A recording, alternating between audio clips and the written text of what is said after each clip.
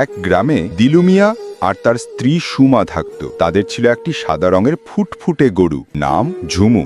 ঝুমুর দুধ বিক্রি করেই সংসার চলত। সংসার ভালোই চলছিল, কিন্তু দিলু মিয়া ছিল খুব উগ্র স্বভাবের। সে ঝুমুর সাথে অমানবিক ব্যবহার করত, মারধর করত, ঠিক মতো খাবার দিত না, গোসলও করাতো না। তবুও ঝুমু প্রতিদিন দুধ দিয়ে সংসারের চাকা সচল রাখত। সুমা বারবার স্বামীকে সাবধান করত, ওই গরুই আমাদের ভাত জোগাচ্ছে, ওর সাথে এমন করো না। কিন্তু দিলু মিয়া উল্টে সুমাকেই বকা দিত। অবশেষে এক রাতে সুমা আর সহ্য করতে না পেরে গোয়ালে গিয়ে ঝুমুর দড়ি খুলে দেয়। সে কানে কানে বলে, ঝুমু তুই চলে যা, বাঁচতে হলে দূরে চলে যা। ঝুমু অশ্রু সজল চোখে গৃহত্যাগ করে।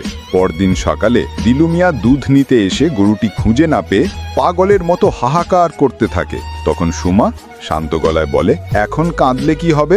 যখন ছিল তখনই তুমি ওর প্রতি অমানবিক ছিলে। ভালোই হয়েছে, ঝুমু এবার প্রাণে বেঁচেছে। এত কষ্টের পরও একটা লাইক দিলে না।